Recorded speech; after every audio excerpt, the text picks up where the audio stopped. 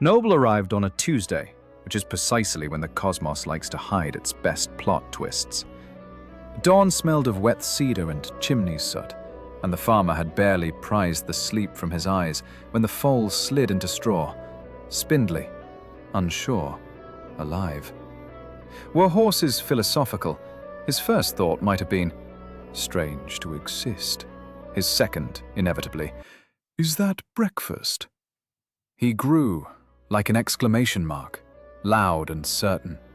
Soon his hooves beat the earth like kettle drums, and villagers measured distance in nobles, 2 nobles to the mill, half a noble to the brook.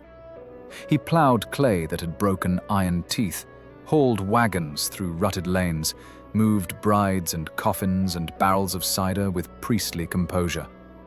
The farm's calendar bent around him, seed, sprout, sweat, snow, repeat. People didn't say the year was 1907. They said it was the 3rd harvest since Noble came. Something mythic clung to him. Children plaited daisies into his mane and swore they could feel the earth's rotation with an ear to his ribs. In winter, his breath rose in plumes that looked like galaxies auditioning for a night sky. Old men argued whether God invented horsepower first or copied it later out of envy. Indispensability, however, is only rented. Beyond the hedgerow, telegraph wires were teaching gossip to outrun daylight, locomotives were sawing continents into commute-sized bites, and in distant sheds, men were coaxing explosions into crankshafts. The air itself felt restless, as though history were inhaling before a long sermon. Noble heard none of it. He had fields to stitch and carts to drag. At dusk he stood at the paddock rail, listening to barnwood creak and crickets applaud, satisfied that tomorrow would request the same miracles. Sometimes the farmer's freckled son perched beside him and whispered city dreams of electric marvels. Noble listened, patient as stone. Dreams were birds that usually came home by supper. On Sundays he wandered to the river. Water slid past like time, and mayflies scribbled brief equations before vanishing. Noble watched his reflection, not vanity but curiosity, as though confirming he still occupied the outline the universe had penciled for him. If you pressed your ear to the ground, you might have caught a new vibration, a purr, unlike wind or wagon, the distant throat clearing of metal lungs. But the crickets sang louder, the moon was generous, and night lingered. History rarely breaks the door. It oils the hinges and waits. So we leave Noble in that hush, the last serene heartbeat before the first piston fires, before the meadow learns a new name for power, a machine all steel, painted emergency red. The salesman called it a tractor. He fed it kerosene, tugged a lever, and the thing awoke like thunder, discovering it could walk. Earth trembled.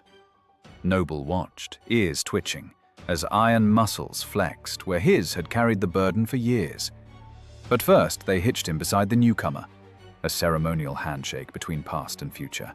But the pairing was absurd, like yoking a cathedral bell to a pocket watch. The tractor rumbled forward. Noble stumbled in its fumes, and the farmer unbuckled the leather. Noble was left at the fence, a spectator at his own eclipse. The machine turned soil in perfect lines, never pausing to breathe or swat flies. It did in an afternoon what would have cost Noble 3 sunrises and a rib-deep ache. Children who once rode his back now clamored for the iron seat. By harvest's end, the village had a new metric: 1 tractor hour. Noble's world shrank to the perimeter of the paddock. Purpose had slipped through the slats like smoke. Nights grew longer. Idle hearts count seconds loudly. He chewed hay and wondered, in whatever language horses use for sorrow, how a creature could remain perfectly alive yet feel half erased. You might say, poor Noble, but we are smarter. We will learn to use the machines. Fast forward a century, swap the horse for a human, the tractor for artificial intelligence, and the farm for an office. Listen to the comforting refrain. AI won't replace you. It feels heroic, until you picture Noble wearing goggles and trying to operate a clutch. Competence isn't a plug-in. Some chassis won't take the upgrade. It doesn't tire or ask for dental. Yes, you can learn prompts and fine tunes, but so can the AI itself. When skill becomes a drop-down menu, differentiation moves elsewhere. Survival now means stepping back from tasks and into architecture, seeing systems and leverage. The winners won't merely wield models, they'll compose economies around them, create the language the machines must speak, the questions they cannot yet answer, the philosophy of what should be automated and what must remain stubbornly, gloriously human. Noble lived out his days in a meadow, chewing memories. The tractor rusted decades later, replaced by something faster. The moral isn't cruelty, it's physics. The universe does not sentimentalize efficiency. So don't become a beautifully written footnote. Be the next chapter. Design the tractors of thought, chart fields no algorithm has mapped, and leave hoofprints on moons the machines only consider myth.